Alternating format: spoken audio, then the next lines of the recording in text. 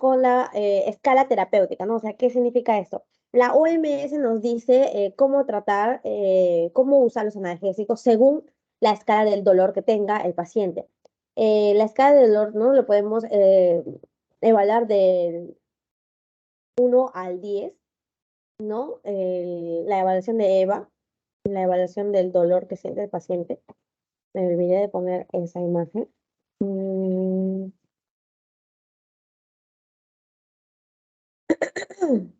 de 0 al 10, perdón, de 0 al 10. Y lo clasifican, ¿no? Dolor leve, dolor moderado y dolor grave. ¿Ya? Por ejemplo, si es si en la escala de dolor, ¿no? EVA nos dice que tiene el paciente, le decimos, ¿no? Si le preguntamos al paciente su dolor. Si el dolor, si no, si nada de dolor es 0 y el dolor más grave que ha sentido en toda su vida, ¿no? El dolor más terrible que ha sentido en toda su vida es 10, ¿no? ¿Cuánto es el dolor que tiene ahorita, ¿no? Que ha venido a su consulta. Y si es 10, si es 9, si es 8, pues es un EVA grave, ¿no? Es un dolor muy grave, muy severo y pues se le da fármacos ya más fuertes. Y si es un EVA, no sé, de 2, de 3, de 4, es un dolor leve a moderado, entonces no se le da fármacos tan potentes, ¿no? Porque sabemos que los fármacos más potentes, o sea, tienen buen efecto analgésico, pero bueno, tienen más efectos adversos. Entonces empezamos a explicar esta escala de EVA. En sí, bueno, sabemos que el dolor se transmite por estas fibras nerviosas, ¿no? Eh, el dolor primero va a empezar por la periferia, ¿no? Va a ocurrir un daño en el tejido, va a ocurrir una cascada inflamatoria en la periferia, ¿no? En el tejido en sí.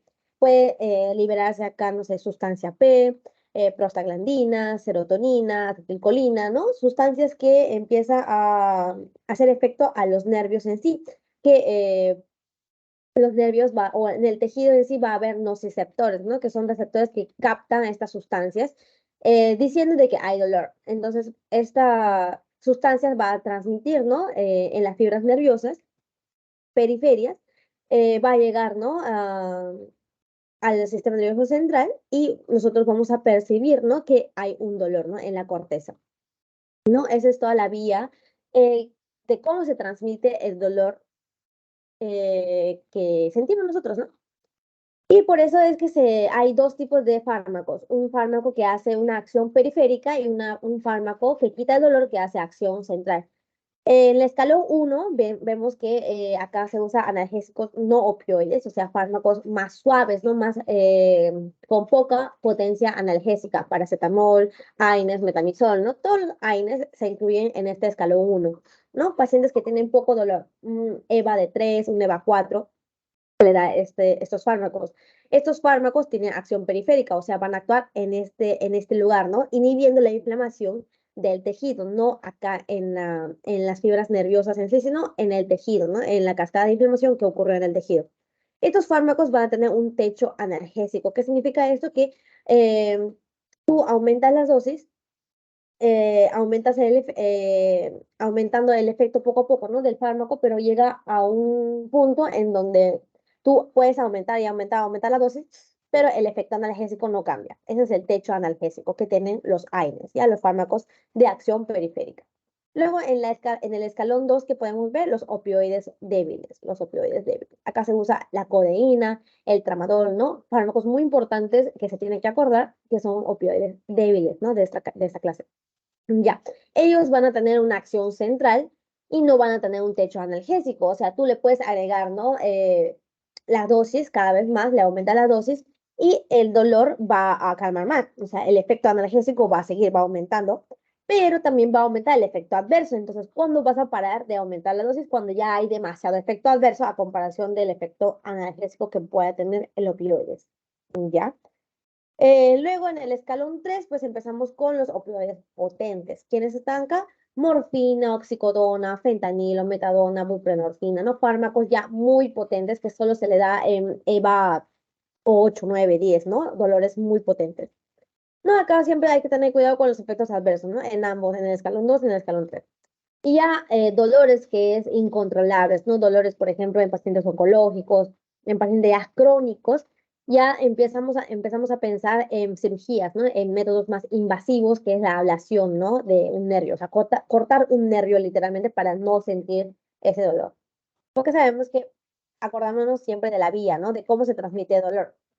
Hay un efecto periférico, ¿no? Que es la inflamación del tejido, y esa se traduce, ¿no?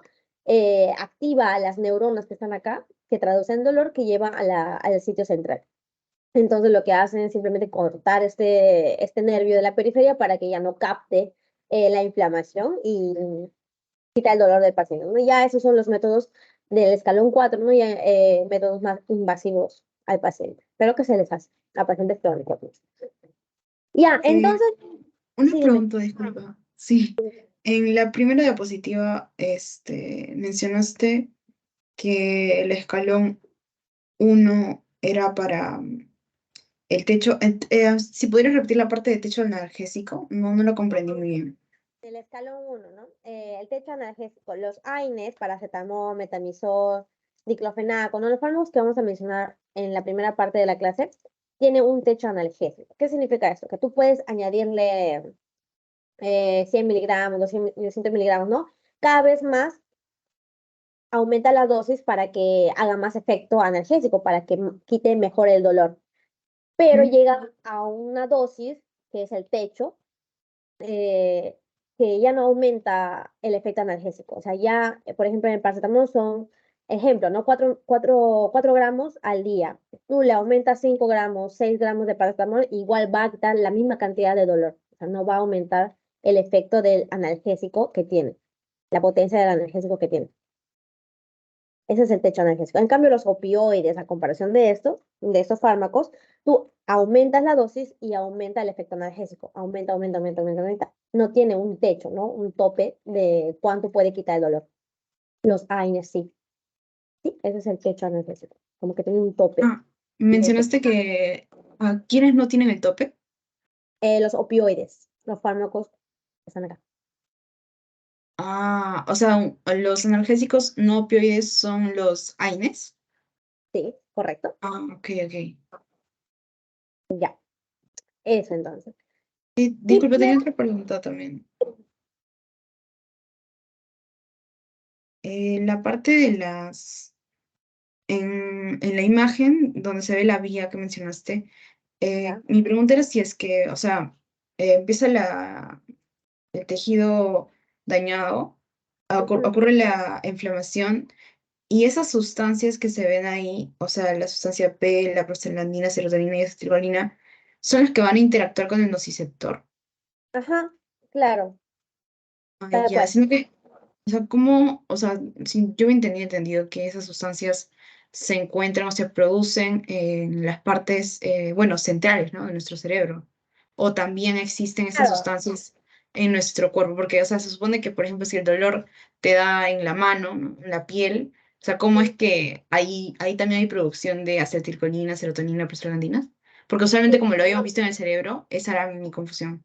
Ay, no, sí, sí hay, también. O sea, son neurotransmisores más del sistema nervioso central, o sea, son más neurotransmisores que representan, ¿no? Que hay más en el sistema nervioso central, pero no descartes que hay en la periferia. Sí hay en la periferia sustancia P, prostaglandina, sobre todo las prostaglandinas, ¿no? Que son mediadores inflamatorios, ya lo vamos a explicar, mediadores inflamatorios de la periferia. Serotonina también, acetilcolina siempre va a estar en la periferia también. Es más de la periferia, pero Ah, ya. también en el sistema nervioso central. Ajá.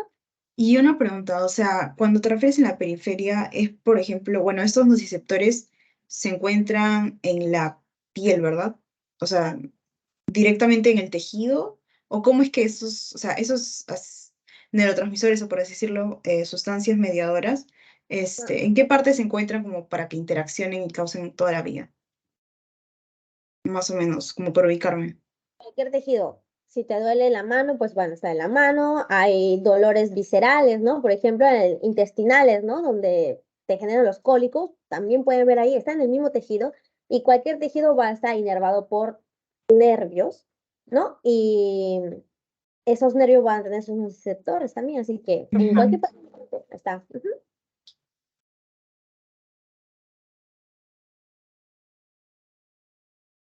Ah, ok, está bien, gracias. Entonces seguimos. Otra pregunta más, disculpa. En la parte de la escalón 4 mencionaste neuromodulación, ablativos invasivos y coanalgésicos. En esa parte, ¿cuál era la que se refería a la cirugía que mencionaste donde cortabas el nervio? Neuromodulación en sí también se refiere a las cirugías en donde modulan, ¿no? Los nervios, cortan, adormecen a los nervios, o sea, hay muchos métodos para modular el nervio, ¿no? Ablativos se refiere en sí a los que cortan a los nervios. Cirugías ablativas se refiere a las cirugías que cortan los nervios que están causando el dolor. Ahí Ablativos, está exacto. bien. Gracias. Ajá. Ya, excelente. Entonces empezamos con los AINES, ¿no? Estos fármacos son un grupo heterogéneo de fármacos con propiedades, acá tienen que acordarse de los 4A, antipiréticos, analgésicos, antiinflamatorios y antiagregantes plaquetarios. O sea, tienen estas 4 funciones los fármacos AINES, que es de las siglas antiinflamatorios no esteroideos, ¿no? Acuérdense de eso. Ya hemos visto que es los fármacos no opioides, ¿no? Que quitan el dolor en la escala de la OMS, ¿no? De la analgesia. Y como ya les mencioné, ¿no? A Micaela, pues tenemos dolor de todo tipo, ¿no? Tenemos dolor visceral, dolor somático, dolor neuropático. Dolor visceral, ¿no? Dolor oncólico, dolor menstrual, dolor cuando tienes una indigestión, cuando te duele la vesícula, cuando no hay patologías de la vesícula, cuando hay patologías, no sé, del apéndice, ¿no? Dolor visceral, dolor de los órganos dentro de las cavidades. Dolor somático, ¿no? Dolor muscular, dolor porque has hecho muchos ejercicios, ¿no? Dolor somático. Luego tenemos al dolor neuropático, que es causado en sí por una inflamación del mismo nervio. Habíamos dicho que hay la inflamación del tejido y hay acá el nervio que transmite el dolor, ¿no? Entonces, puede haber una inflamación del mismo nervio que transmite el dolor. Entonces, a esos dolores le llamamos dolor neuropático. Por ejemplo, a causa del herpes, ¿no? El herpes puede causar estos dolores neuropáticos terribles. O sea, el dolor visceral es doloroso, el dolor somático ya es doloroso. Pero imagínense que el mismo nervio esté inflamado y cause dolor. O sea, eso es un dolor que no puedo imaginarlo y espero que no les pase nunca. Y espero que no le pase nunca a mí también porque es muy doloroso. Todo el mundo dice que es bien doloroso. Y ya.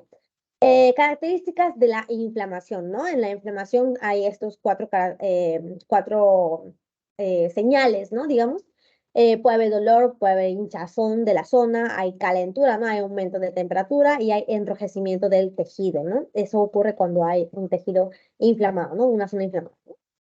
Cualquier cosa. Cuando hay inflamación, ¿qué más ocurre? Va a haber un pase de estas células del sistema inmune de la sangre hacia el mismo tejido, ¿no? Pueden ver que los neutrófilos, los mastocitos, las plaquetas empiezan a moverse fuera de la sangre y empieza a trabajar, ¿no? A modular la inflamación. Y otro efecto, ¿no? Habíamos dicho que, estos AINES también tienen efecto antiagregante plaquetario. También, ¿no? Es ya.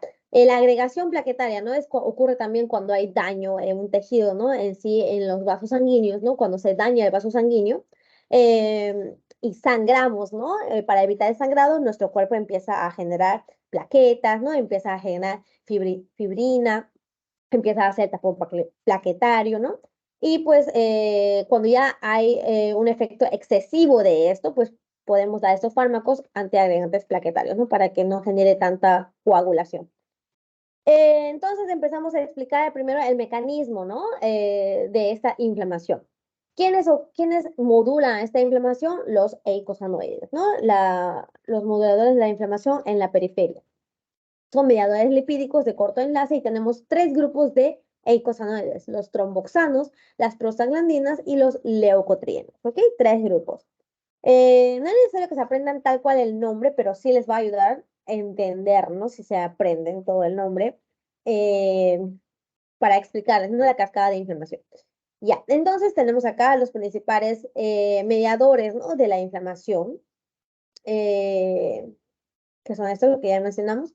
Cada eicosanoide, cada eicosanoide va a ser mediadores lipídicos de corto alcance, o sea, que se liberan del tejido, hacen acción en el mismo tejido o a las células adyacentes, ¿no? Que están por ahí cerca, hacen acción y terminan su acción bien rápido y se siguen generando, etc.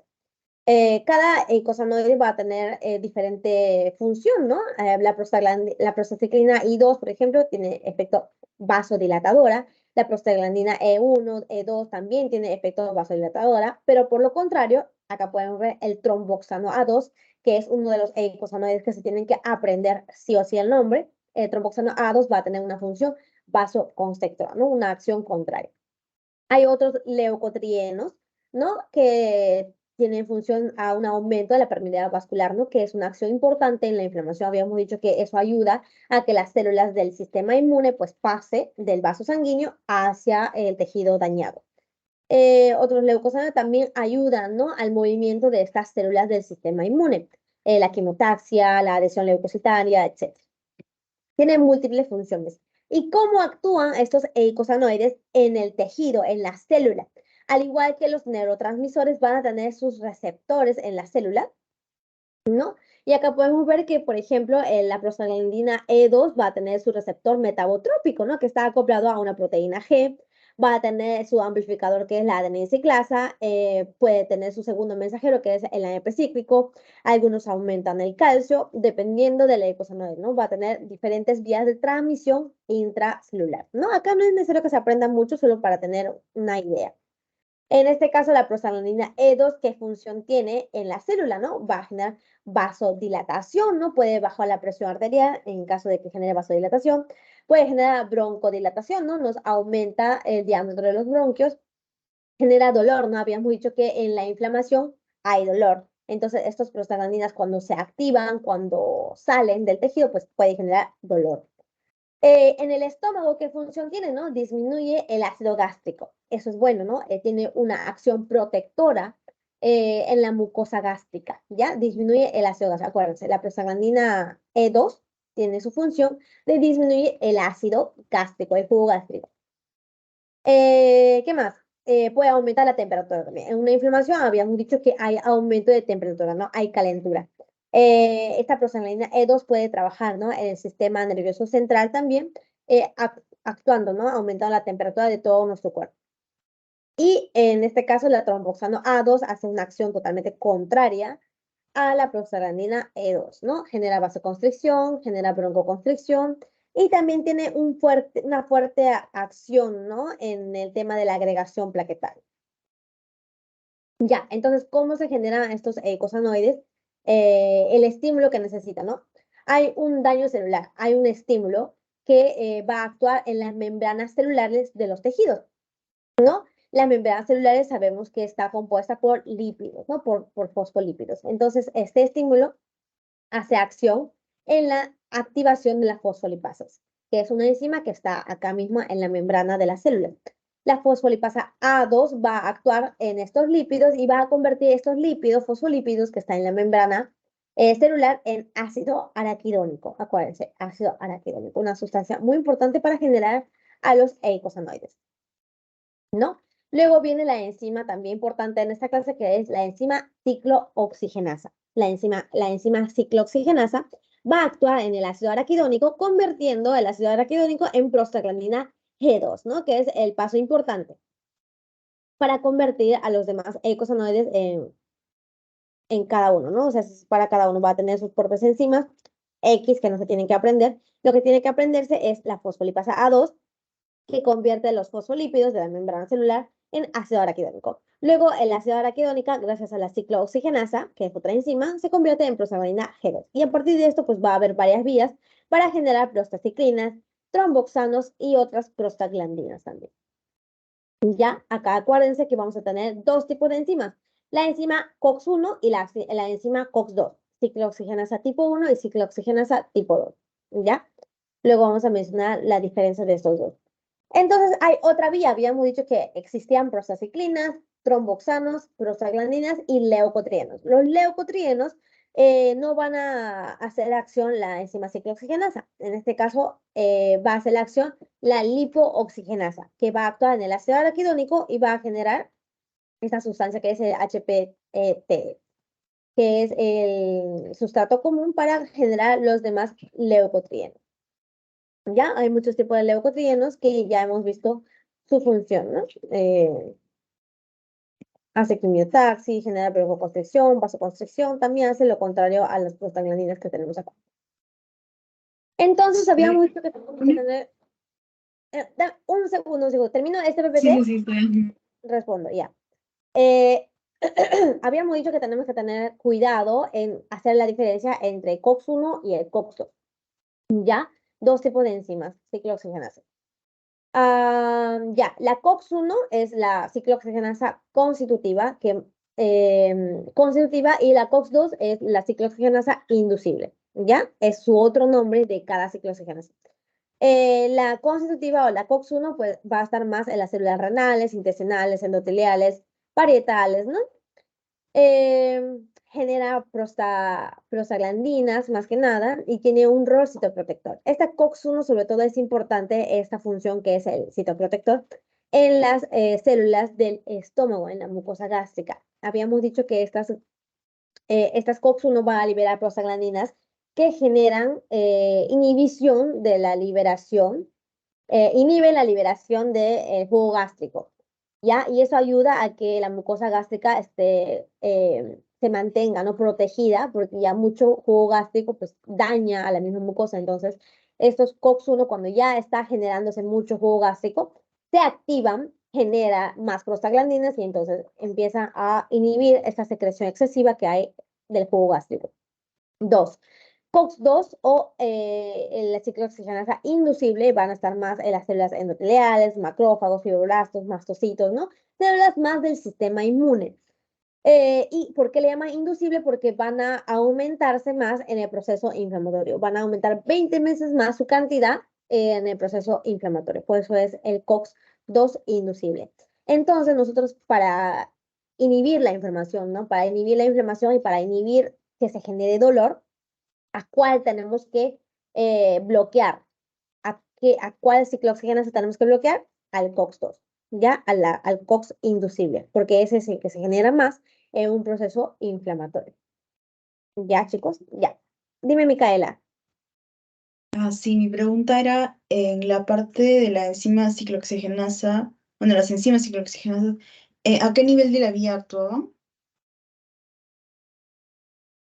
Allá, en la periferia, en donde se genera la inflamación del tejido de la periferia, ya, ahí. Ah, sí, Ujú. sí, me refería a que en la parte de ese cuadrito, o sea, esas flechitas que mencionaste de los fosfolípidos, acero quiónico, ¿en qué parte actuaban? O sea, ¿en qué flechita? La ciclooxigenasa acá, acá, esa O sea, flecha. de ácido araquidónico a prostaglandina. Sí, Ah, ya, ok, ok, esa era mi pregunta. ya. Un ratito, chicos. Dame 2 minutos.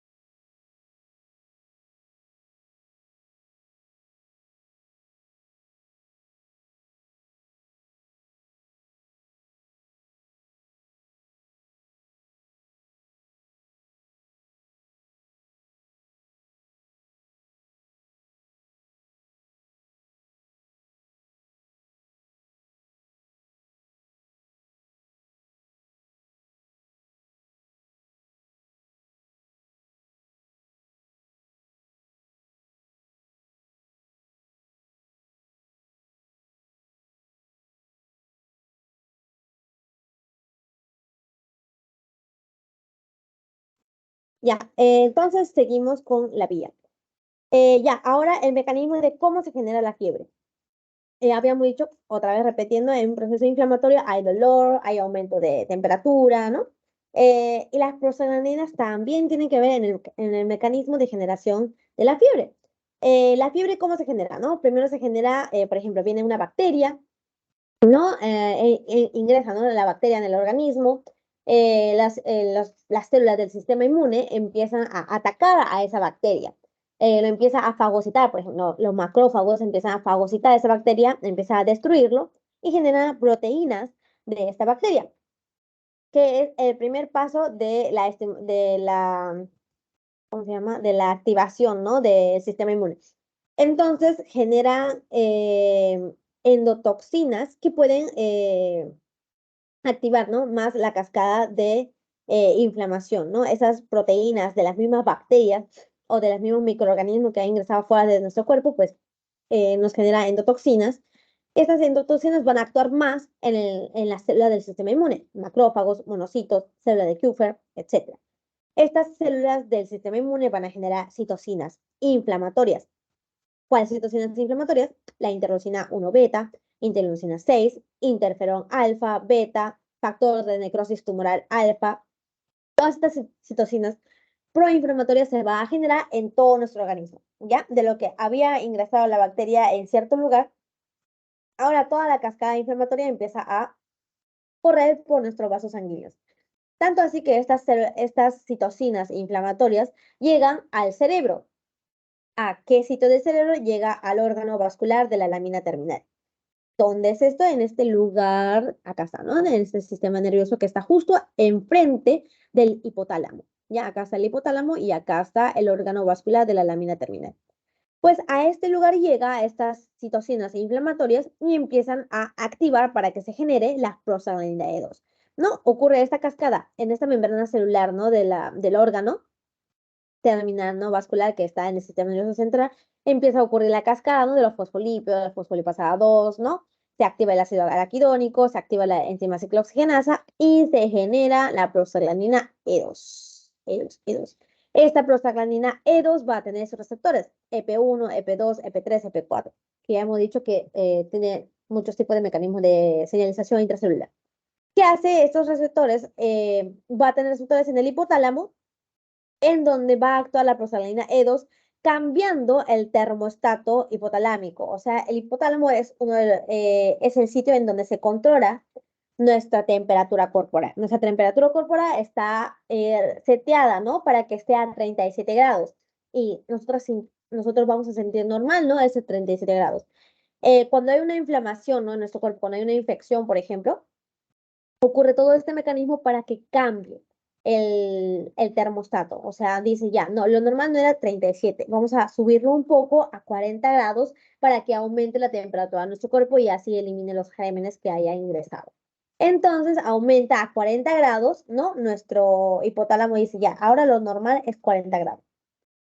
Nuestro cuerpo en sí estaba en 37, entonces empieza a sentir frío, empieza a sentir escalofríos, ¿no? Y luego empezamos a tiritear, ¿no? A tiritear porque sentimos frío. Y esas contracciones musculares chiquitas es lo que hace aumentar más la energía de todo nuestro cuerpo y aumenta la temperatura. Entonces, ¿no? Primero empieza con escalofríos, nos movemos, hacemos microcontracciones en nuestros músculos de todo el cuerpo y empieza a aumentar la temperatura corporal, no solo la temperatura del hipotálamo, sino la temperatura de todo nuestro cuerpo. Y así se genera la fiebre, ¿no? Llegamos a fiebre de 40 grados, de 41, de 42, etc. ¿Verdad? Y nosotros queremos inhibir, ¿no? Que se aumente tanto la fiebre. O sea, es un mecanismo de protección de nuestro cuerpo. La fiebre, el dolor, la inflamación, es un mecanismo de protección. Pero ya si la fiebre llega a 42 grados, tú hasta puedes convulsionar, puedes dañar las células de tu cerebro. Entonces queremos evitar que aumente tanto la fiebre. ¿Y cómo evitamos que aumente la fiebre? Con antipiréticos. Ya fármacos que inhiben la fiebre son fármacos antipiréticos.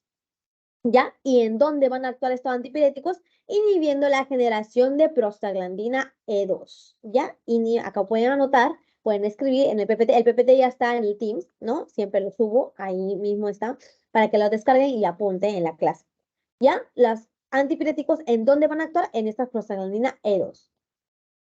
Y pues acá ya mencionamos, ¿no? Una previa, hemos dicho, de cómo se genera la inflamación, qué son los eicosanoides, qué son la ciclooxigenasa, etcétera. Entonces, ahora sí vamos a hablar de los fármacos en sí que van a ver en sus exámenes.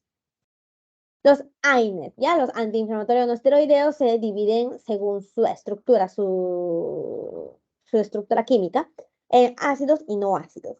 Dentro de los ácidos son el grupo más grande, ¿no? Tenemos a los salicilatos, propiónicos, enólicos, acéticos y coxí. Acá ya es pura memoria, puede que les pregunte, ¿no? Cualquiera de estos fármacos, así de malos son a veces, porque sí he visto preguntas, ¿no? De fármacos que ni siquiera había mencionado en la clase y de la nada preguntaron. Los salicilatos, ¿ya? De los salicilatos tenemos a la aspirina, un fármaco muy usado como antiagregante plaquetario, luego lo vamos a explicar poco a poco, tranquilos. Propiónicos tenemos al naproxeno, ibuprofeno, ketoprofeno, ¿no? Naproxeno y ibuprofeno nosotros lo tomamos cada rato, creo, bueno, yo por ejemplo, lo tomo cada rato, cada dolor menstrual que tengo. Ketoprofeno también es uno de los fármacos, uno de los AINES con potencia analgésica relativamente buena.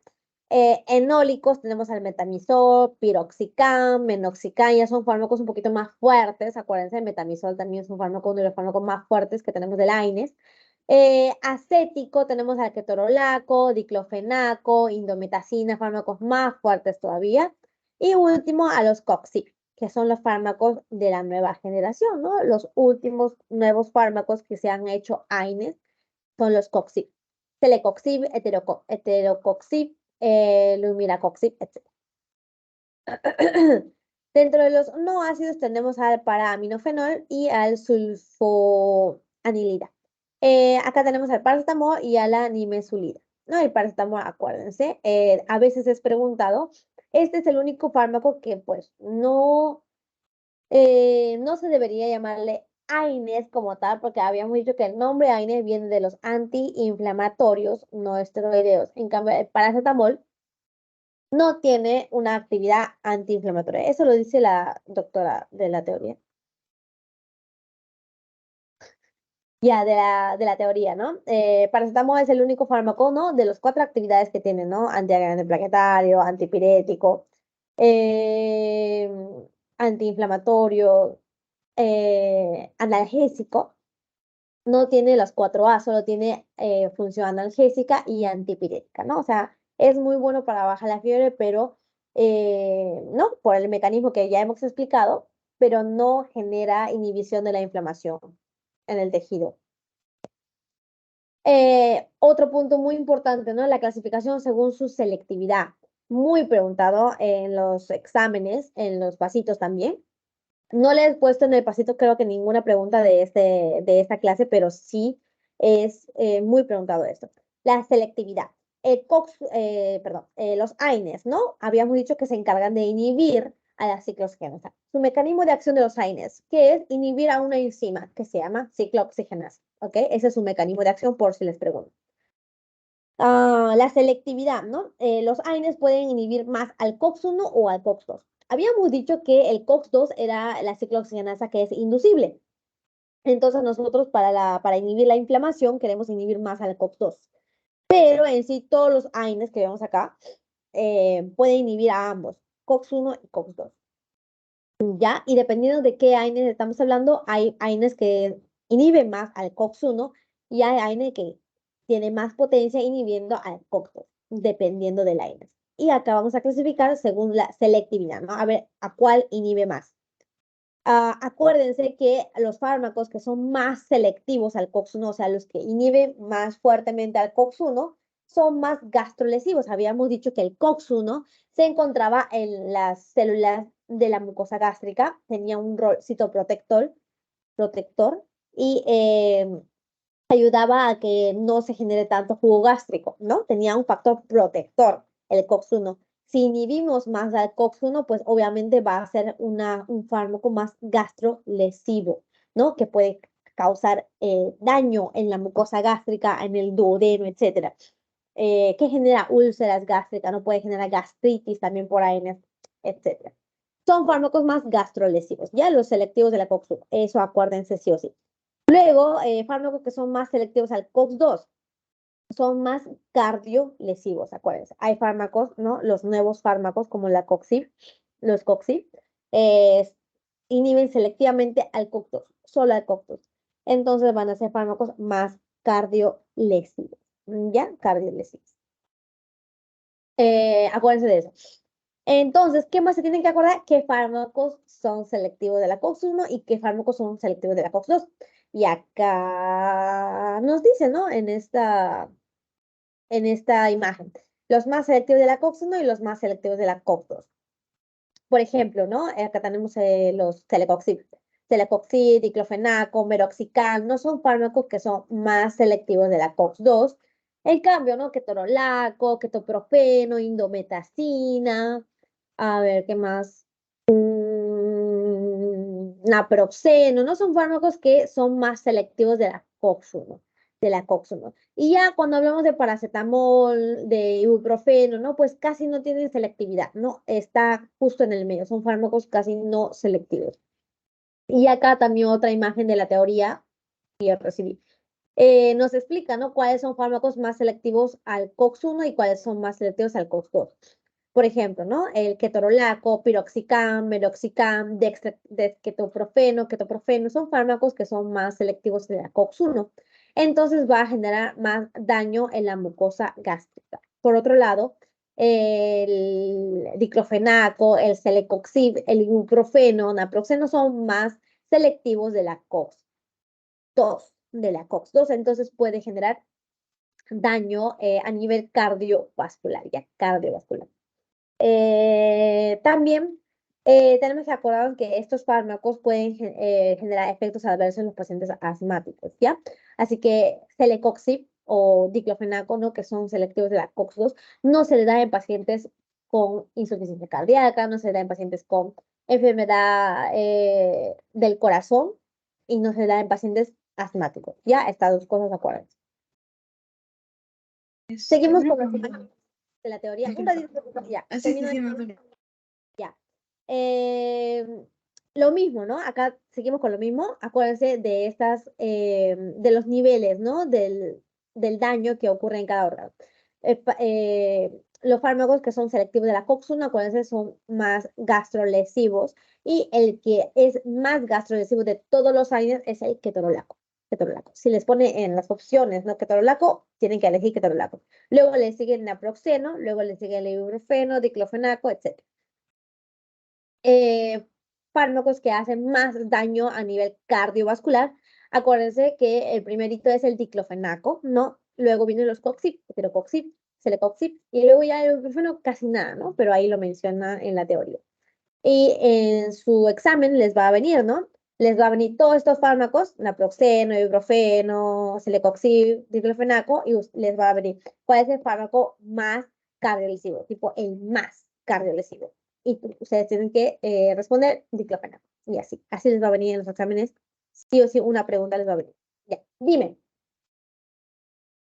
Sí, en la parte del cardiolesivo, ¿por qué este que es cardiolesivo, el COX-2? O sea, ¿cuál es el mecanismo? ¿Por qué era? Ya. No, no expliqué el mecanismo en sí porque no es mucho, no es muy preguntado, pero habíamos dicho de que hay muchas prostaglandinas que se generan, ¿no? Por el mecanismo de la ciclooxigenasa. ¿Ya? Y habíamos dicho que cada uno tiene diferente acción, ¿no? Por ejemplo, la prostaciclina genera vasodilatación, inhibe la agregación plaquetaria, pero por otro lado, el tromboxano A2 tiene balance, ¿no? Hace lo contrario, hace vasoconstricción, favorece la agregación plaquetaria, hace lo contrario, o sea, y estos prostaglandinas se mantienen siempre en balance. Cuando hay una inflamación, pues acá empieza el desbalance, ¿no? Pero en un estado fisiológico normal, pues está en balance. Luego, los leucotrienos también están en balance con estos eicosanoides. ¿Dónde está? ¿Dónde está? ¿Dónde está? ¿Dónde está? Ya, leucotrienos en sí va a tener otros mecanismos, ¿no? La quimiotaxis, la adhesión leucocitaria, genera broncoconstricción, genera vasoconstricción, ¿no? Que estaba en balance con las prostaciclinas, con las prostaglandinas, ¿no? Que genera vasodilatación, aumento de la permeabilidad vascular, etcétera. ¿Ya? Si nosotros inhibimos mucho la COX-1, la COX-2, solo queda la acción de los leucotrienos, porque el ciclo oxigenasa no tenía nada que ver con los leucotrienos. Empieza a generarse más broncoconstricción y más vasoconstricción. Y sobre todo, ¿no? Cuando hay una inflamación y se genera más esto, inhibimos más selectivamente al COX-2, que generaba prostaglandinas, que generaba tromboxanos, que hacía el balance con la acción de los leucotrienos. Entonces, sí, es un fármaco más selectivo de la COX-2 que nos ayudaba con la vasodilatación, inhibición de la agregación plaquetaria, de la broncodilatación, ¿no? Habíamos dicho que estas prostaglandinas también generaban broncodilatación. Si inhibimos todo esto, solo quedan los leucotrienos que generan broncoconstricción y vasoconstricción.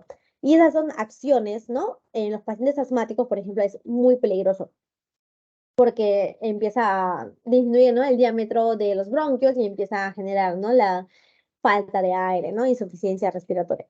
Entonces, y también, ¿qué más? Genera vasoconstricción. Vasoconstricción aumenta la presión arterial. Si aumenta la presión arterial, aumenta más la carga del corazón. Es peligroso para los pacientes cardíacos. Por eso los fármacos que son más selectivos de la COX-2, ¿no?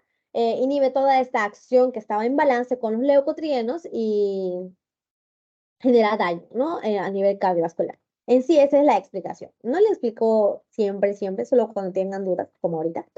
Porque en Ya, sí. Y ajá. una pregunta justo con lo que mencionaste, pero, o sea, cuando se produce, o sea, cuando es de alguna manera activada la vía por la COX-1 y por la COX-2, ¿tienen efectos diferentes o es el mismo efecto? Porque lo mencionaste como de manera general, ¿no? Pero como ahí mencionan que específicamente uno es más si tú inhibes a uno es más gastrolesivo y si tú inhibes a otro es más cardiolesivo, entonces tendrían efectos diferentes, ¿no? ¿O cómo es? Ajá, es que la COX-1, la COX-2 está en todo el cuerpo, o sea, Ujú. está, ajá, en muchos lugares del cuerpo, pero en sí se enfatiza que el COX-1 está predominantemente en el estómago, el COX-2 no está en el estómago está solo el COX-1. ¿Ya? Esa es la diferencia entre COX-1 y COX-2. Entonces, si y el COX-1, su función, una de las funciones que tenía era inhibir la liberación del ácido gástrico, ¿no? Del jugo gástrico que es dañino para la célula, para cualquier célula, porque tiene pH 1, pH 2, ¿no? Es muy Claro. ácido. Ujú. Ajá. Y la COX-1, su función era inhibir que se secrete tanto, ¿no? Tenía una función de proteger a la mucosa gástrica. Y nosotros si damos, por ejemplo, ¿no? ¿Cuál era? El ketorolaco o meroxicam o peroxicam, que son muy selectivos de la COX-1, ¿no? Fármacos ya antiguos, ¿no? Que no se ha creado recientemente. Si inhibimos mucho la COX-1, pues inhibimos también el COX-1 que está en el estómago, ¿no? Y eso genera daño en la mucosa gástrica. Ujú. O sea, ujú. No sé si haya respondido a tu pregunta, pero sí, o sea, algunos COX-1 tienen como que función específica, como en el estómago, y algunos COX-2 también. En sí, el COX-2 tiene función en general en todo el cuerpo, y acuérdense que es el que se genera más o funciona más cuando hay una inflamación, ¿no? Cuando hay un daño en el tejido así y genera inflamación. Ah, ¿Entendió? entonces se podría decir que ese puede ser el mecanismo, o sea, que uno sea más cardiolesivo. O sea, por ejemplo, el COX-2 mencionaste que tiene que ver más con la inflamación, ¿verdad? Sí, Ah, y también supongo que se encontrará en la mucosa diré, en el tejido cardíaco, ¿o no? claro, en los vasos sanguíneos, que es parte del tejido cardiovascular, como el nombre lo dice. Ah, ya, ya. Y en la diapositiva mencionaste que también, o sea, el COX-2 lo pusiste como mucosa gástrica, entonces eso no es cierto, o sea, como que lo quito, como para tenerlo más claro. ¿Dónde? Ah, acá. Ay, sí, por eso es de que como que está un poco confundido. Repercusión en la homeostasis de la médula renal, útero, neurón, cosas así. Sí, como que o sea, sí puede que esté ahí, pero no es el que hace el trabajo. Predominante. Ah, Ajá. ya. Por Claro, ejemplo, sí, sí, entiendo. hay una inflamación en el estómago, ya, actúa el COX-2, pero el que protege al estómago es el COX-1. Ah, ok, ok. Está bien. Ujú. En sí, el COX-2 puede estar en cualquier parte del cuerpo. Ya. Entonces, de acá empezamos a hablar uno por uno, ¿no? De cada fármaco, pero algo muy breve, porque nos va a quitar demasiado tiempo y ya pasó más de una hora. Ya. La aspirina, ¿no? Tiene las 4 A's, habíamos dicho, tiene acción antipirética, tiene acción antiinflamatoria, antiagregante plaquetario y antipirético, creo que ya dije, no dije, antipirético, analgésico, ya. Inactiva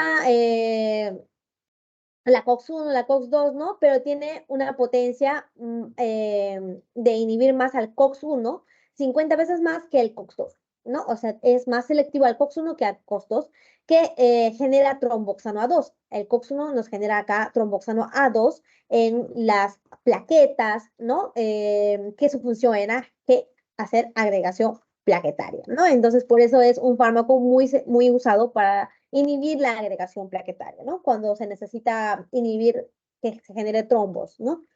En varias enfermedades, como, no sé, enfermedad en pacientes que ya han sido infartados, ¿no? Del cerebro, por ejemplo, por un trombo, ¿no? Que ha volado en el cerebro, pues a estos pacientes para que ya no les dé otra vez, ¿no? Estos accidentes cerebrovasculares, pues se le da aspirina, ¿no? Para inhibir que se genere más trombos, ¿no? Ya. Tiene una toxicidad gastrointestinal, obviamente, porque es más selectivo de a la COX-1, y pues es un fármaco que se le pueda a pacientes embarazadas, ¿no? Eso es a veces preguntado, como les dije. Cualquier fármaco que se pueda en embarazada, check, anótenlo. Diclofenaco, ¿no? También tiene acción analgésica, antiinflamatoria, antipirética, se usa para dolor moderado o agudo. Tiene más selectividad al COX-2, acuérdense que se asemeja mucho a estos fármacos de la nueva generación, que es el celecoxib, ¿no? Incluso es más cardiolesivo el diclofenaco que el celecoxib.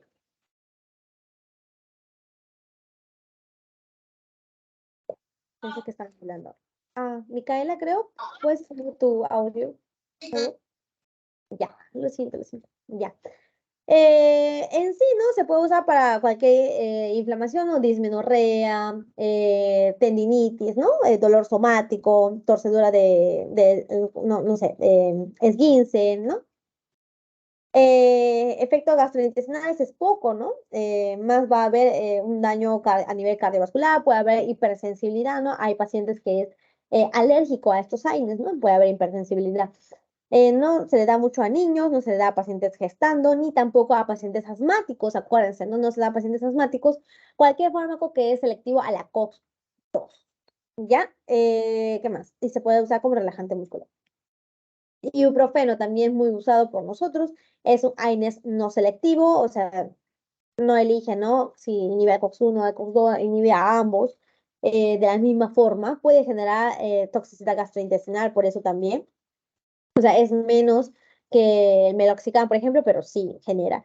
Se está contraindicado para enfermedad ulcerosa, ¿no? Del estómago, pacientes que tienen úlceras no se le da, pacientes asmáticos tampoco y pacientes gestando desde el tercer trimestre tampoco.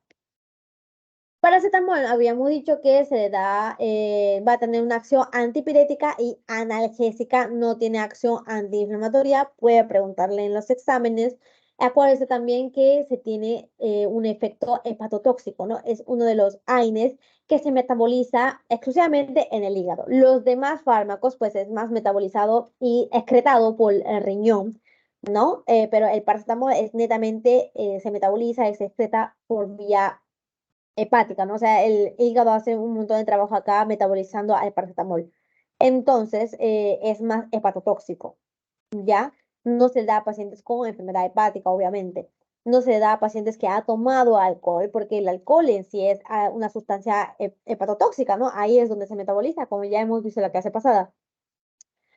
Así que no se le da pacientes que ha tomado alcohol, no se le da a pacientes con cirrosis, por ejemplo. Es muy usado, ¿no? Junto con antihistamínicos, descongestionantes como la fenilefrina, ¿no? En el panadol antigripal.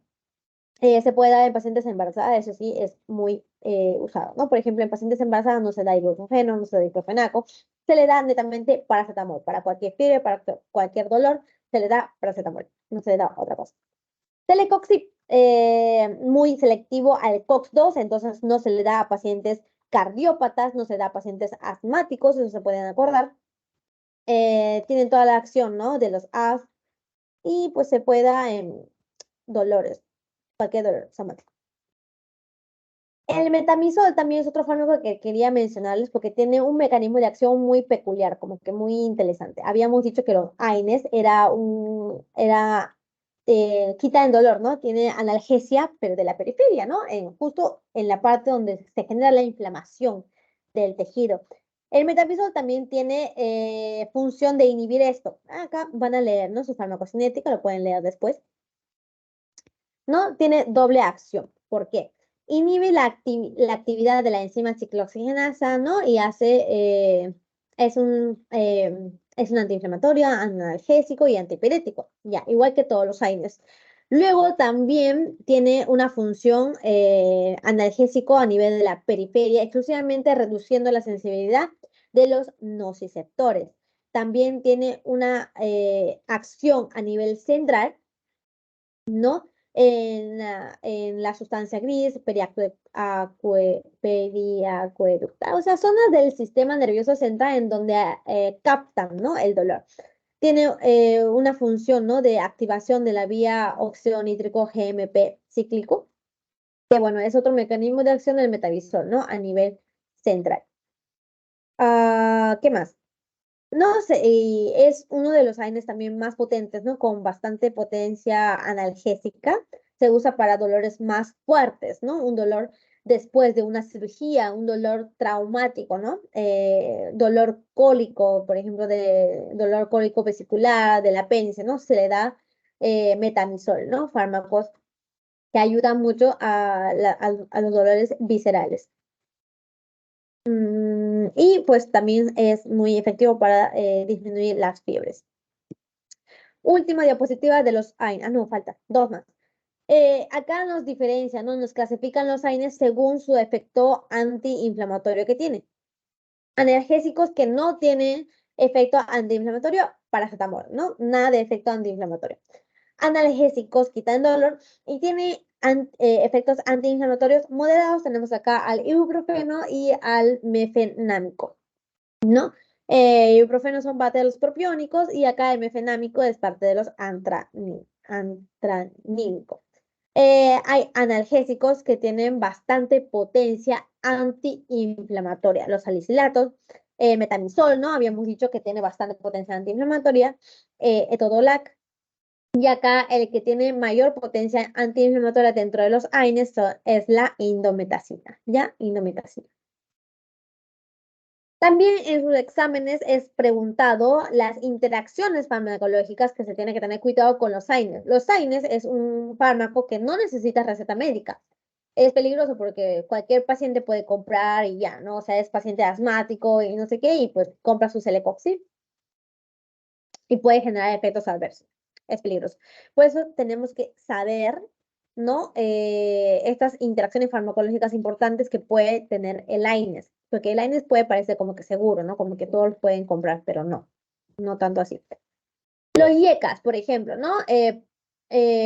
AINES con YECAS, que son inhibidores de la enzima convertidora de angiotensina, son fármacos para la presión arterial. No, no se le puede dar en conjunto con los AINES porque hay un riesgo de generar insuficiencia renal o hipercalcemia, ¿no? Aumento del calcio en la sangre. Copidrogel, por ejemplo, es otro agregante plaquetario con otro mecanismo de acción, ¿no? Y todos los AINES tienen un efecto antiagregante plaquetario. Entonces, si le damos en conjunto, pues aumenta el riesgo de hemorragias no peligrosas. Así que no se le da a los pacientes en conjunto con los AINES. Y así, chicos, esos dos grupos de fármacos y sus interacciones farmacológicas, ¿no? El efecto que da, fue preguntado en exámenes pasados y se ha repetido ya más de una vez, por eso lo recalco acá, puede que les venga. Y si no, pues de pasada, ¿no? Que ven esta diapositiva, pues acuérdense de los demás fármacos que pueden generar interacción. Digoxina, por ejemplo, ¿no? Aumenta la concentración plasmática y puede aumentar el riesgo de la digoxina. Quinolonas, ¿no? Con los AINES puede aumentar el riesgo de convulsiones. ¿Qué más, qué más, qué más, qué más? Diuréticos, ¿no? Aumenta el riesgo de nefrotoxicidad, ¿no? Disminuye el efecto diurético. Antihipertensión, ¿no? Antagoniza el efecto antihipertensivo, ¿no? Porque algunos AINES, ¿no? Inhibimos a los AINES y genera vasoconstricción. Hay que tener cuidado con eso. Ya. Eso fue todo con los AINES. Ahora vamos a hablar rápidamente, muy rápidamente, sobre los antiinflamatorios esteroideos, ¿no? Habíamos visto los antiinflamatorios no esteroideos y ahora vamos a ver los esteroideos, pero muy rápidamente porque literal casi nada pregunta, o sea, no sé por qué Creo que ya lo quitaron de la teoría, no estoy segura, no he visto la última teoría, pero nunca pregunto sobre ese tema, no sé por qué. Y es muy interesante, ¿ya? O sea, es muy usado también estos fármacos para el dolor. Pero bueno, entonces vamos a hablar de los glucocorticoides, ya los glucocorticoides en sí. ¿Y qué son estos fármacos antiinflamatorios esteroideos? Han similado, ¿no? A la hormona del estrés, que en este caso es el cortisol. El cortisol es una hormona endógena de nuestro cuerpo que es secretado por la glándula suprarrenal por un mecanismo, ¿no? endocrino que viene de la señal desde el hipotálamo, ¿no? Desde el hipotálamo se genera el CRH, viene a la hipófisis, de la hipófisis se genera los hormona ACTH y el ACTH pues llega a la corteza suprarrenal y la corteza suprarrenal nos genera el cortisol, que tiene muchos mecanismos de acción, ¿no? Y una de esas es eh, inhibir, ¿no? al sistema inmune en sí. También tiene otros efectos que es considerado como la hormona del estrés, ¿no? Empieza a generar más glucosa, o sea, se activa cuando el cuerpo está en una situación de estrés. ¿En qué sitio es generado el cortisol? En sí, en la zona fasciculada de la glándula suprarrenal, ¿no? Acá se generan los glucocorticoides. Y en la zona glomerulosa se generan los mineralocorticoides, ¿no? Dos tipos de corticoides. Ah, ¿Qué más? Activación del control de estrés. Cuando hay estrés, cuando hay un estímulo de estrés en nuestro cuerpo, ¿no? Hay problemas de la glucosa, ¿no? Hay hipoglucemia, cuando hay estrés emocional, ¿no? Cuando hay actividad física, cuando no duermes, cuando hay problemas digestivos, cuando hay alergias o intolerancias o hay un estrés oxidativo, empieza a generar el cortisol, ¿no? Empieza a activarse toda esta vía en el hipotálamo en la hipófisis y se genera cortisol. Y el cortisol pues empieza a hacer todos estos efectos, ¿no? Aumenta la grasa abdominal, retención de líquidos, empieza a modular, ¿no? Las alergias, ¿no? Empieza a suprimir el sistema inmune para que no se active tanto las alergias, empieza a hacer resistencia a la insulina, disminuye las defensas y disminuye la fuerza, ¿no? de las masas musculares. Todo eso hace el cortisol en nuestro cuerpo, de forma endógena. El mecanismo de acción, ¿no? Habíamos visto esta cascada ya, ¿no? De los fosfolípidos de la membrana de la célula que genera ácido araquidónico. A partir de cómo se genera el ácido araquidónico por esta enzima fosfolipasa 2. Uno de los mecanismos de acción del cortisol es inhibir a esta fosfolipasa A2. ¿Ya? Entonces el cortisol, los glucocorticoides, van a inhibir la generación de prostaglandinas, de las prostaciclinas, ¿no? La vía de la ciclooxigenasa y la vía de los leucotrienos, ¿no? Eh, Lipoxígena, la vía de la ciclooxigenasa y la vía de la lipoxígenasa. Todo lo inhibe porque inhibe la cascada de generación de los eicosanoides en este nivel, ¿no? En el nivel de la fosfolipasados. Lo inhibe, ¿ya? ¿Qué más? Disminuye la generación de ciertas citocinas inflamatorias como la interleucina 1, el factor de necrosis tumoral alfa, etc. Inhibe también, ¿no? Inhibiendo la inflamación, también es considerado como un inmunomodulador, ¿no? Porque desactiva a todas las células del sistema inmune, ¿no? Y suprime la inflamación. ¿Cómo actúa esto a nivel genético?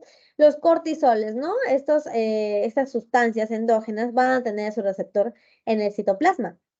Dentro del citoplasma tenemos estos receptores de los corticoides, de los cortisoles.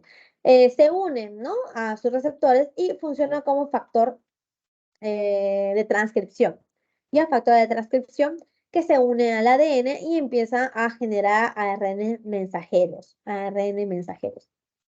modulando así todas las células del sistema inmune. Pueden ver que disminuye la cantidad de eosinófilos, disminuye la generación de citocinas, ¿no? Disminuye la actividad de los macrófagos, disminuye la actividad de las células dendríticas. Todas las células del sistema inmune van a ser suprimidos por los glucocorticoides. ¿Ya? Indicaciones, ¿no? Para estos fármacos antiinflamatorios esteroideos, pues se puede usar como un antiinflamatorio y como un inmunodepresor. los glucocorticoides, ¿no? A menor dosis, ¿no? A dosis mínima, funciona como un reemplazo hormonal, ¿no? Habíamos dicho que el cortisol es una hormona que sale de nuestro cuerpo, ¿no? Sale de nuestra glándula suprarrenal. Y hay pacientes que tienen una disfunción en esta cascada de generación de cortisol. Entonces, hay pacientes que se le tiene que dar corticoides o ¿no? Glucocorticoides como fármacos para hacer de un reemplazo hormonal, ¿no? Para cambiar el cortisol que no es generado en nuestro cuerpo. A mayor dosis, ya cuando se aumenta la dosis, pues tiene una función antiinflamatoria y tiene una función de y suprimir, ¿no? El sistema inmune. Indicaciones para estos glucocorticoides, pues hay muchos.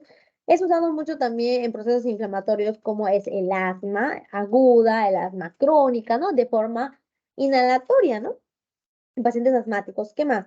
Enfermedades de Crohn, ¿no? Que es una inflamación bien fuerte que está en los intestinos.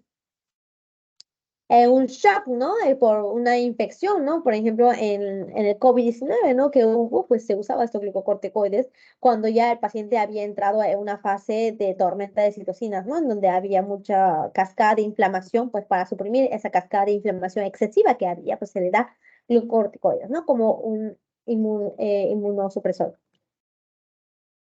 ¿Qué más? ¿Qué más? ¿Qué más? ¿Qué más? ¿Qué más? En el síndrome nefrótico, ¿no? Por ejemplo, es uno de los mecanismos del síndrome nefrótico es también una activación anómala, ¿no? Del sistema inmune, ¿no? Se generan muchos anticuerpos, ¿no? Contra la nefrona, empieza a dañarse los capilares, empieza a interferir, ¿no? Con la función del riñón que es filtrar la sangre. Entonces, en estos pacientes también se le puede dar glucocorticoides. ¿Qué más? En dermatitis, ¿no? Inflamación también. Y así, shock. En anafilaxias también como coadyuvante, ¿no? Etcétera. Se puede clasificar los glucocorticoides según su duración, ¿no? De la acción. Hay glucocorticoides que tienen acción corta, ¿no? Que no dura mucho su acción, como la cortisona, la prednisona, la prednisolona, la hidrocortisona, que es muy usado. Muy usado. Me parece que en el COVID-19 el más usado fue la prednisona, ¿no? Como un inmunosupresor. Acción inmediata y miniopatética. Acción intermedia tenemos a la triamcinolona y a la fluprednisolona. En la acción prolongada tenemos a la dexametasona, betametasona y flumetasona, ¿no? Acuérdense, esto sí pueden apuntarlo, la betametasona es el único glucocorticoide que se le puede dar a pacientes embarazados. ¿Para qué? Para madurar el pulmón, ¿no? En los bebés que pueden nacer de forma prematura. No, pacientes que tienen riesgo, embarazadas, ¿no? Que tienen riesgo a generar un parto prematuro, pues se le da inmediatamente betametasona para que el bebé pueda madurar su pulmón más rápidamente. Mineralocorticoides, ¿no? La fludrocortisona o desoxicorticosterona, ¿no? También hay reemplazo para los mineralocorticoides. Efectos adversos, ¿no? Se parece mucho a los AINES, hipertensión, úlceras, ¿no? Porque también inhibe el COX-1 en el estómago, puede haber debilidad muscular, aumento de la presión intraocular. ¿Qué más? Tiene efecto teratogénico, acuérdense, y hace retraso en la cicatrización, ¿no? Porque inhibe también la agregación plaquetaria. Contraindicaciones, gestancia, lactancia, infecciones que no ha generado, ¿no? Una cascada de inflamación muy activa, pues no se le da porque son inmunosupresores, ¿no? O sea, nuestro cuerpo en sí puede actuar contra las infecciones sin ayuda sin ayuda de los corticoides. Pacientes diabéticos no se les da. Pacientes que tienen osteoporosis tampoco, ¿no? Uno de los efectos adversos importantes de los corticoides es esto, ¿no? La debilidad en los huesos, que puede generar debilidad en los huesos. Interacciones, lo mismo, ¿no? No se les da junto con los AINES porque tienen la misma acción, con los YECAS, con ARA2 tampoco, fármacos antihipertensivos tampoco, fármacos antidiabéticos tampoco, etcétera. Ya lo leen por ahí. Y acá simplemente les mencionaba dos enfermedades que se da por un aumento excesivo del cortisol y una disminución excesiva del cortisol, ¿no? En el aumento excesivo del cortisol tenemos acá el síndrome de Cushing, ¿no? Cuando hay demasiada cortisol en nuestro cuerpo, pues puede generar osteoporosis, hipertensión, obesidad central, ¿no? Una jiba que podemos ver acá, la cara de luna llena, estrías abdominales, debilidad de la masa muscular en las extremidades, ¿no? Y eso se puede ver también en pacientes que toman demasiado corticoides de forma exógena, puede generar síndrome de Cushing, ¿no? Y también hay esta patología de una deficiencia de cortisol, ¿no? Que es cuando no genera, cuando no hay, ¿no? Cortisol suficiente en la sangre. Puede haber, lo más peligroso acá es la hipotensión arterial, ¿no? La hipotensión arterial, que es la diferencia, ¿no? Que puede ocurrir con el síndrome de Cushing, que hay hipertensión arterial. Puede haber pigmentación, ¿no? De las mucosas, ¿no? En las encías, en el cuerpo en sí. Puede haber hipoglucemia, ¿no? En el caso del cortisol, pues hay una hiperglucemia. Acá, cuando no hay cortisol, por lo contrario, va a haber una hipoglucemia, que también es muy peligroso para nuestro cuerpo. Al mismo, ¿no? También hay pérdida de masa muscular, pérdida de peso, anorexia, emesis y pues diarrea. Eso es el síndrome de Addison, ¿ya, chicos? Y eso también puede ser, puede darle a pacientes que está tomando cortisol, ¿no? De forma crónica, corticoides, perdón, de forma crónica, y de pronto le quitan, ¿no? O de pronto dice, no, yo ya me siento bien, no necesito tomar, deja de tomar, puede generar estos síndromes de Addison por dejar de tomar abruptamente el corticoides. Porque el corticoides, cuando lo tomas de forma crónica, tu glándula suprarrenal deja de generar cortisol, ¿no? Y si tú suprimes directamente o muy rápidamente, abruptamente, estos corticoides, pues ya no va a haber cortisol en nuestro cuerpo y puede generar el síndrome de Addison, porque tu glándula suprarrenal se había suprimido por la ingesta, ¿no? De excesiva de glucocorticoides. Ya, eso es todo con los corticoides. Vamos a hablar ahora sí de los opioides, ¿no? Que era uno de los fármacos más potentes con acción analgésica potente, ¿no? Que se usaba ya a partir del escalón 2 del escalón de la OMS. Acá tenemos el Dr. House, que tenía no me acuerdo qué enfermedad tenía, pero estaba cojeando siempre y siempre tomaba opioides, ¿no? En este caso, el Dr. House tomaba la hidrocodona, que es uno de los opioides también fuertes. En este caso son analgésicos narcóticos, se generan, ¿no? De la amapola, que es este fruto, no, este vegetal, esta planta, ¿no? Y por eso tenemos opioides naturales, opioides semisintéticos que ya fueron manipulados por los humanos y opioides sintéticos.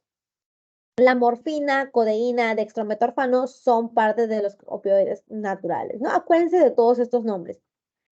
Todos estos nombres que les voy a mencionar tienen que acordarse así porque puede que les venga en su examen, ¿ya? Morfina, codeína, dextrometorfano. No se aprenda la dosis, solo el nombre. Semisintéticos, acuérdense, oxicodona, tramadol. Sintéticos tenemos a la metadona, fentanilo, meperidina, loperamida, ¿no? Acuérdense de todos estos. Propoxífeno también. No son muchos, acuérdense. Traten de acordarse cuáles son naturales, semisintéticos y sintéticos. Luego, ¿cómo se llama? La farmacocinética, ¿no? De estos opioides, pues es lo normal, ¿no? Administración y absorción buena por vía oral. Distribución, lo normal, ¿no? O sea, no lo voy a mencionar mucho. Metabolismo base por el hígado. Se va a excretar por vía renal, ¿no? El gran porcentaje. Sí, por vía renal, el gran porcentaje. Mecanismo de acción, esto sí es muy importante, es preguntado bastante en los exámenes. Va a tener dos mecanismos de acción, ¿no? Un mecanismo de acción en la zona presináptica y en la acción, va a tener también acción en la membrana postsináptica de las neuronas. Habíamos dicho ya que los opioides va a tener una acción central, va a tener acción en las mismas neuronas. Ya no estamos hablando de la periferia donde está ocurriendo la inflamación, sino ya cuando se activó el nociceptor y empieza a activar los nervios que transmiten, ¿no?, el dolor en sí al sistema nervioso central. En estos nervios, los opioides van a cortar la transmisión entre neurona y neurona para que ya no se active, ¿no? No sintamos no percibimos, ¿no?, ya el dolor. Para inhibir esto, pues actúa entre neurona y neurona, ya acuérdense de eso. Sí van a, por eso, disminuir la acción de los neurotransmisores entre neurona y neurona, ¿ya? La acción presináptica está dado al disminuir, ¿no?, la entrada de calcio en la neurona presináptica. Pueden ver acá. ¿Dónde está? Acá están los receptores en la membrana presináptica de la neurona. Y cuando se activa, vamos a inhibir, ¿no?, la apertura de estos canales de calcio. Y habíamos dicho que cuando hay más calcio en la neurona, pues va a haber más liberación de neurotransmisores. Entonces, para inhibir, ¿no?, la conexión entre neurona y neurona, vamos a inhibir que se salga estos neurotransmisores y ya no se active más la neurona y se corte la transmisión del dolor. ¿Qué más? Acción postsináptica activando la proteína G inhibitoria. Acá también tenemos a la neurona postsináptica, en donde cuando los opioides actúan, ¿no?, en este receptor, empieza a generar una cascada inhibitoria, ¿no?, en la neurona así para adormecerla. Hace acción como los depresores del sistema nervioso central. Y acá pueden ver, ¿no?, con mejor. Los opioides, ¿no?, van a tener su receptor en la membrana postsináptica. Esta es una neurona y va a estar acoplado a la proteína G inhibitoria. Entonces, esta proteína G inhibitoria, ¿qué hace? Disminuye la adenosiclasa, disminuye el AMP cíclico y disminuye esta proteína quinasa A. Disminuye toda esta cascada. Entonces, ¿qué hace? Ya no se apertura el canal de sodio. El canal de sodio era importante para que genere potencial de acción, ¿no?, en la neurona, habíamos dicho, ¿no? Para que se active la neurona necesitamos potencial de acción. Y para eso el sodio tenía que entrar dentro de la célula. Acá la proteína G inhibitoria va a hacer que no se aperture el canal de sodio y no se excite la neurona. Entonces, ahí ya se termina la transmisión del dolor y el paciente no va a sentir dolor. Y lo mismo acá. En la membrana presináptica también vamos a tener a los receptores de los opioides acoplados a proteína G inhibitoria. Esta proteína G inhibitoria va a hacer que cierre estos canales de calcio, no entre calcio dentro de la neurona y no se libere los neurotransmisores. ¿Ya? Háganle flechitas por ahí, ¿no? Proteína GI, cierra el canal de calcio, no entra calcio, no sale las neurotransmisores, ¿no? Anoten por ahí. Ya. ¿Qué más? Dentro de los... No hagan caso a este. Vamos a saltarnos a esta imagen que es más importante. Dentro de los opioides también hay diferentes potencias analgésicas, ¿no? Y vamos a comparar la potencia analgésica de todos los opioides, haciendo que la morfina va a tener una potencia analgésica de 1. Y vamos a comparar su potencia analgésica a los demás opioides a comparación de la morfina. Si la morfina tiene una potencia analgésica de 1, el tramadol va a tener 10 veces menos a la mitad de su potencia analgésica. Ya es considerado un opioide débil, ya es parte de los opioides débiles. La meperidina también lo mismo, dextropropoxifeno también, y la codeína también. Estos amarillos son considerados como opioides débiles porque son menos potentes que la morfina, ¿ya? A comparación de la morfina. Luego, arriba de la morfina tenemos a la metadona, heroína, que ya son opioides relativamente más potentes. Y ya cuando llegamos a esta región rojita, ¿no? Buprenorfina, alfentanilo, remifentanilo, fentanilo, sulfentanilo, pues ya son fármacos opioides sumamente potentes, porque pueden ver, ¿no? A comparación de la morfina, tiene como, no sé, 500 veces más la potencia analgésica. Ya acuérdense de eso. Es muy potente, es muy potente. La buprenorfina también. Ay, perdón. Ya. Entonces, ¿qué más? ¿Qué más? ¿Qué más? ¿Qué más? ¿Qué más? ¿Qué más? Hay que tener en claro, ¿no? Esto también de los opioides, ¿no? En los opioides tenemos agonistas puros, agonistas antagonistas, agonistas parciales y agonistas antagonistas puros. Y a los agonistas puros ya sabemos que eso, acuérdense también que los opioides pues tenemos no solo un receptor, acá creo que estaba, ¿no? Eso. Dentro de los opioides, ¿no? Tenemos muchos tipos de receptores. Teníamos receptor mu, receptor gamma, receptor kappa, ¿ya? Tenemos estos tres tipos de receptores que vamos a mencionarlo por el momento. Y acá tenemos todos estos receptores, ¿no? Receptor mu, receptor kappa, receptor gamma. No, perdón, receptor delta, perdón. ¿No? Delta, sí. Tenemos estos tres tipos de receptores. Y el agonista puro, ¿qué hace? Solo se une al receptor mu, ¿ya? O bueno, hace acción agonista, ¿no? En el receptor mu, o sea que activa el receptor mu. ¿Qué hace el receptor mu, no? Genera analgesia supraespinal, sedación, puede generar un efecto de tolerancia, puede generar miosis, depresión respiratoria, ¿no? Esa es la función cuando el opioide se une al receptor mu. ¿Quién se une? ¿Quién es el agonista puro del receptor mu, no? La morfina, la codeína, el dextrometorfano. ¿Qué más? El antagonista puro también es muy fácil de entenderlo, ¿no? Simplemente hace una acción de antagonista, ¿no? En el receptor mu específicamente. ¿Quién hace esta acción antagonista del receptor mu? La naloxona, la naltrexona. Ya antagonizar el receptor mu. O sea que la naloxona y la morfina, la codeína, el dextrometorfano, pues van a hacer acciones antagónicas, ¿no? O sea, van a hacer acciones contrarias. ¿Qué más, qué más, qué más, qué más? Agonista y antagonista. Agonista, antagonista. ¿Qué significa esto? Que el mismo fármaco, ¿no? Por ejemplo, acá la nalbufina va a tener una acción agonista en el receptor kappa del opioide, ¿ya? En el receptor kappa. Pero también se une al receptor mu y acá va a hacer una acción inhibitoria, ¿no? Va a hacer una acción antagónica. El mismo opioide, ¿no? El mismo, claro, el mismo fármaco nalbufina, pues va a hacer estas dos acciones de agonista-antagonista.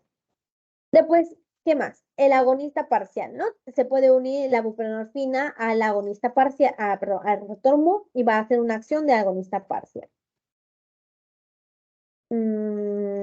Sí, o sea que va a disminuir la eficacia, ¿no? O sea, va a unirse al receptor, pero no va a tener una acción del 100%.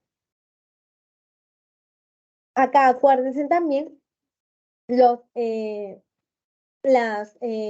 manifestaciones clínicas, es preguntada, las manifestaciones clínicas en una crisis cuando el paciente se ha intoxicado por opioides. El opioide sí es un fármaco potente analgésico y que se necesita receta médica para darle, ¿no? Para tener el paciente, justamente porque puede generar intoxicaciones, ¿no? Por los opioides cuando ya toma demasiado. ¿Quién genera esto? La morfina, el tramadol, la nalbufina. ¿Y qué efectos clínicos, ¿no? Al paciente le puede dar? Le puede dar disminución de la frecuencia cardíaca, puede disminuir la respiración, ¿no? Puede disminuir, suprimir la respiración, puede generar hipotermia.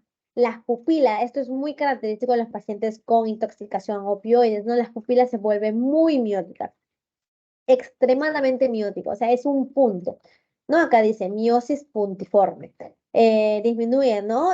Los ruidos abdominales y, bueno, en sí genera hipotermia, ¿no? Y eso es lo característico, ¿no? En una intoxicación por opioides, ¿no? La miosis, la depresión respiratoria y como hace acción central, como hace acción en el sistema nervioso central, pues puede deprimir el sistema nervioso central generando estupor. Acuérdense también del antídoto de los opioides, ¿no? Siempre preguntan los antídotos. Naloxona y naltrexona. Ya, chicos, pero más preguntada es la naloxona. Y acá tenemos receptores que ya habíamos dicho, ¿no? Hay tres tipos de receptores que lo menciona la clase, la teoría de los opioides, receptor mu, kappa y delta. Y cada receptor pues tiene más acción de diferente forma, ¿no? Cuando el opioide se une al receptor mu, pues va a generar analgesia, ¿no? Va a generar más depresión respiratoria, funciona como un antitusígeno también, como acción antitusígeno, ¿no? O sea que suprime la tos. Puede generar euforia, ¿no? Inhibe la peristalsis, o sea, los movimientos gastrointestinales. Hay péptidos endógenos, ¿no? De nuestro cuerpo. Nuestro propio cuerpo genera, ¿no? Sustancias que se parecen a los opioides, como la beta-endorfina, metionina, encefalina, ¿no? Que son sustancias endógenas de nuestro cuerpo que se puede unir al receptor Mu, generando estos efectos. Ah, fármacos agonistas del receptor Mu, morfina, fentanilo. Fármacos agonistas parciales, buprenorfina. Antagonistas, ¿no?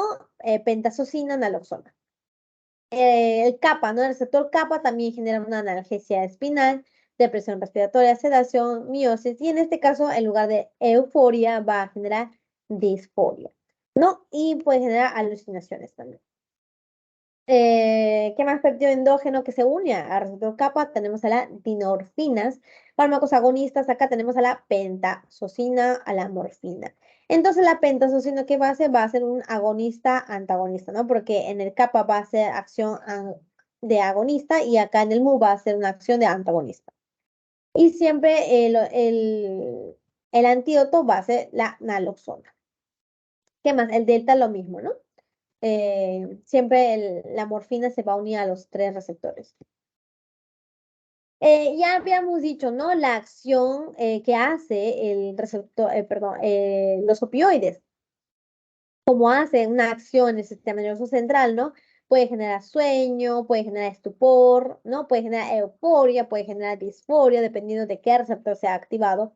Puede generar convulsiones, ¿no? Un efecto adverso importante de los opioides. ¿Ya?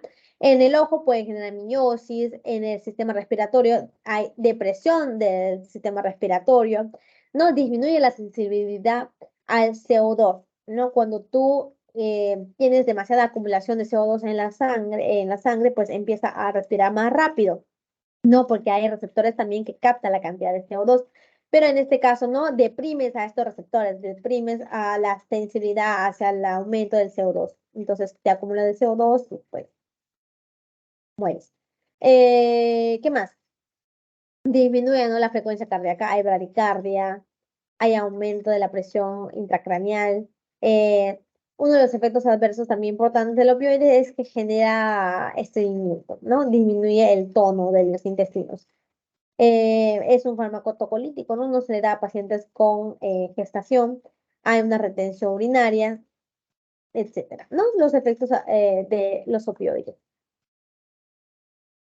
¿Qué más? Efectos adversos, ya lo hemos mencionado varias veces, ¿no? Puede haber algunas reacciones alérgicas, puede haber náuseas, vómitos, eso también es bien frecuente, ¿no? En los opioides, puede generar náuseas, vómitos, estreñimiento, somnolencia, inestabilidad, euforia, puede generar estados confuncionales, retención urinaria, sequedad de boca, diaforesis, prurito, ¿no? Es uno de los efectos adversos también más comunes, el prurito, el rash. Eh, Más que taquicardia, genera más bradicardia, hipotensión, convulsión, miosis, ¿no? Ya habíamos dicho. No se da en pacientes embarazadas.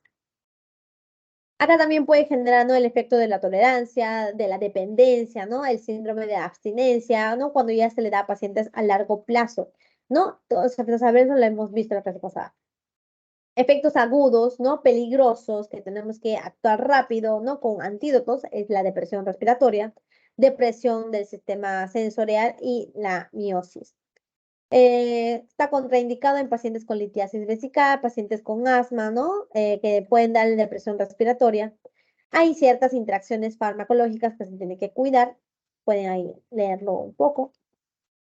Y estos efectos, ¿no? Que pueden generar los opioides también, al igual que la cocaína, la anfetamina, el alcohol, ¿no? Que hemos visto en la clase pasada, pueden generar todos estos efectos adversos a largo plazo, ¿no? La dependencia psíquica, física, el síndrome de abstinencia, la tolerancia y la sensibilización.